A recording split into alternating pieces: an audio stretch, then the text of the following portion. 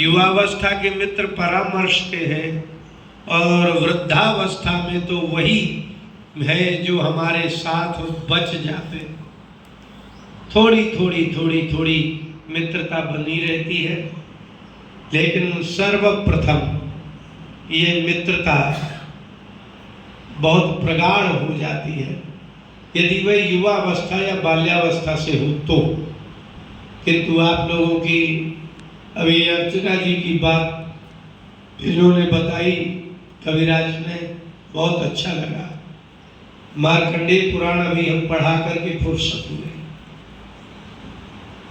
हमारे यहाँ 7 बजे से प्रतिदिन पढ़ाई चलती है।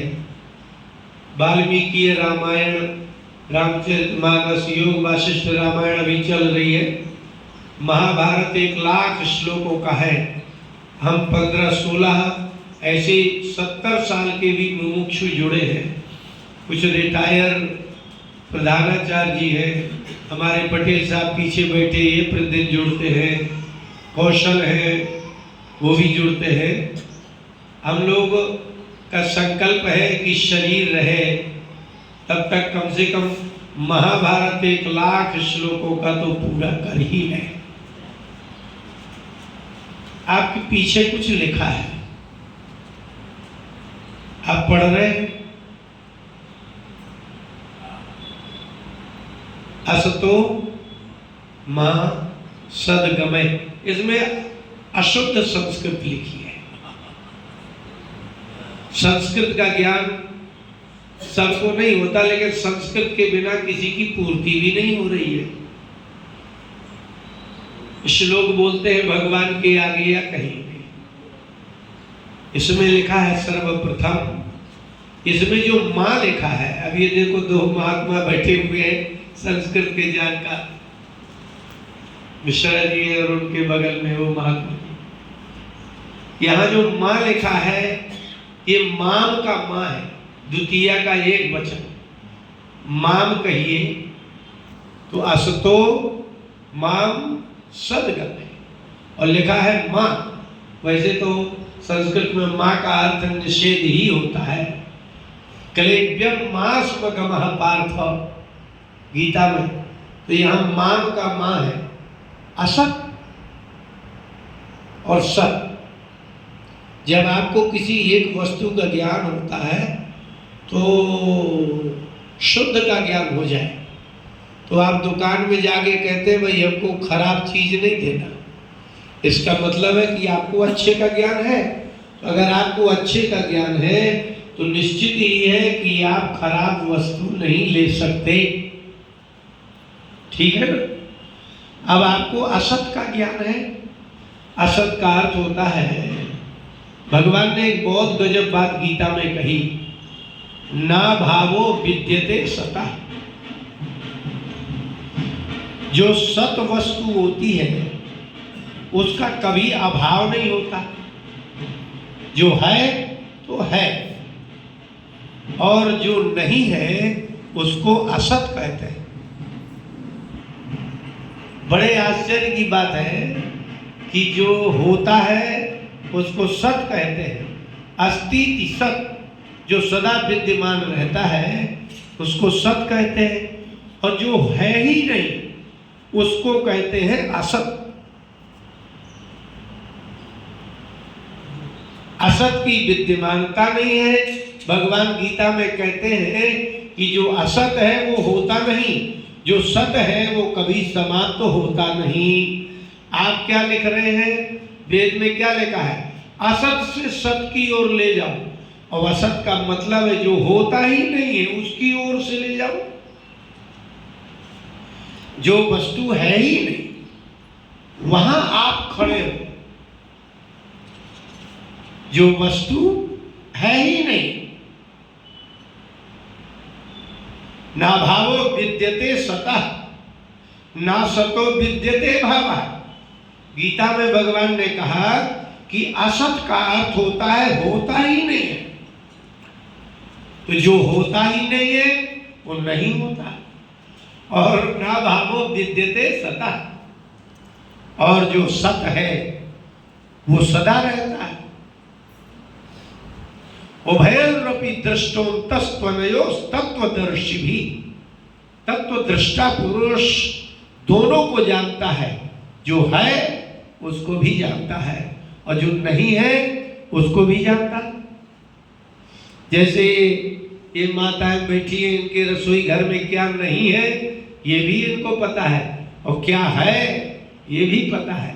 इसका मतलब ये निकला, इसका तात्पर्य ये है कि आपको पता ही नहीं है कि असत क्या है।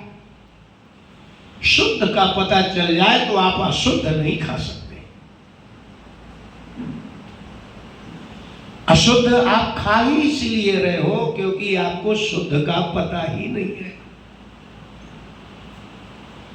आप दुकान में जाते हैं तो आप कहते हैं कि अच्छी चीज देना, भले पैसा लग जाए, इसका मतलब है आप अच्छे के ग्राहक हैं। तो अच्छे का ज्ञान है इसलिए आप खराब चीज नहीं ले रहे हैं। तो आपको पहले ये पता होना चाहिए, इस मंत्र का अर्थ है मां मुझको असत से सत की ओर ले जाओ। यहां असत का अर्थ असत्य नहीं है। भगवान की गीता में भगवान ने कहा, अर्जुन ना सतो विद्यते भावः, असत का भाव होता ही नहीं, असत होता ही नहीं। और आप क्या कह, वेद क्या कह रहे, जो नहीं है वहां से हमको ले चलो। इसका मतलब है कि मनुष्य वहां खड़ा है जो है ही नहीं। आप वहां खड़े हैं जो नहीं है। अब आप प्रार्थना कर रहे हैं कि जो नहीं है वहां से हमको दूर ले जाओ, एक अर्थ है। दूसरा क्या लिखा है भाई इसमें, तम सोमा ज्योतिर्गमय है, तम सोमा ज्योतिर्गमय। अब देखिए तमसः, आपको जब ये 40 से ऊपर हो जाते हैं 50 में तो लगता है चश्मा, तब आप उसको कहते हो तिमिर। हिंदी में कहते ना यार तिमिर लग रहा है। तिमिर माने होता है अंधकार। ऐसे ही तमह, अंधकार से हमें ज्योति प्रकाश की ओर ले जाओ। अंधकार में तो कुछ दिखता नहीं है ना, तो जिसके 2 आंखें नहीं होती है उसको अंधा कहते हैं। अंधम करोति इति अंधकारा, जो अंधा कर दे, दिखाई न दे, इसका मतलब है आप अंधेरे में खड़े हो, आपको दिख नहीं रहा। इसलिए वेद प्रार्थना करते हैं कि हमारे नेत्र तो हैं, दिखाई तो हमको देता है, लेकिन हम अंधेरे में खड़े हैं, इसलिए आप हमको प्रकाश में ले चलो। तमसः, अंधकार से ज्योतिर्गमय, हमें ज्योति प्रकाश में ले चलो। इसका मतलब है कि आप अंधकार में खड़े हैं, जहां आप प्रार्थना कर रहे हैं वहां अंधकार है आपके, वहां से आप प्रार्थना कर रहे हैं कि हमको प्रकाश में ले चलो, हम कुछ देख सके। तीसरा वाक्य क्या है, मृत्युर्मा अमृतंगमय। ये देखिए, अब आपको मरना तो पक्का है ना। अब यहाँ जो पैदा होगा उसकी मृत्यु होती ही है, इसमें कोई संदेह ही नहीं है। हमारे माता पिता दादा परदादा सब चले गए। अब ये वाक्य बहुत कठिन है। ये तो ठीक था, आपको असत से सत्य की ओर ले जाया जाए, असत्य से सत्य में ले जाए, अंधकार से प्रकाश में ले जाए, ये भी सरल है। लेकिन मृत्यु से अमृत में ले जाए ये कठिन है। आप मरे ही नहीं कभी, ऐसा कैसे हो सकता है? इसका मतलब है कि आप कभी नहीं मरेंगे। ये सिद्धांत तब सार्थक होगा जब आप पैदा नहीं होंगे। भगवान ने गीता में कहा कि जिसका जन्म होगा उसकी मृत्यु निश्चित होगी। अब आपकी प्रार्थना क्या है कि हमें मृत्यु से अमृतम, जहां मृत्यु ना हो वहां ले चलो। एक नया नया विवाह हुआ था। पति प्रथम बार पत्नी से मिला और वह कहीं विदेश में काम करता था। पहली विदा में पति मिला और वह चला गया विदेश, दिल्ली चला गया। 6 महीने बाद आया। बहुत उन्माद हो गया था तब तक। पत्नी को एक एक पल प्रथम सम्मेलन के पश्चात जो पति नहीं मिला, 6 महीने बाद आया और 6 महीने आकर के रात्रि में जब पत्नी से वह मिला तो पत्नी ने कहा कि आप कब जाएंगे? पति ने कहा कि हम 8 दिन के लिए आए हैं। तो उसको आनंद नहीं आया, पति सम्मेलन का आनंद नहीं आया, क्योंकि वो 8वें दिन चले जाएंगे ये बात बुद्धि में बैठ गई। वियोग का दुख ही स्मरण रहा और जब 8वें दिन जाना था, उस रात में वो मिली और कहा कि आपको कब जाना है? बोले बस सवेरे जाना है।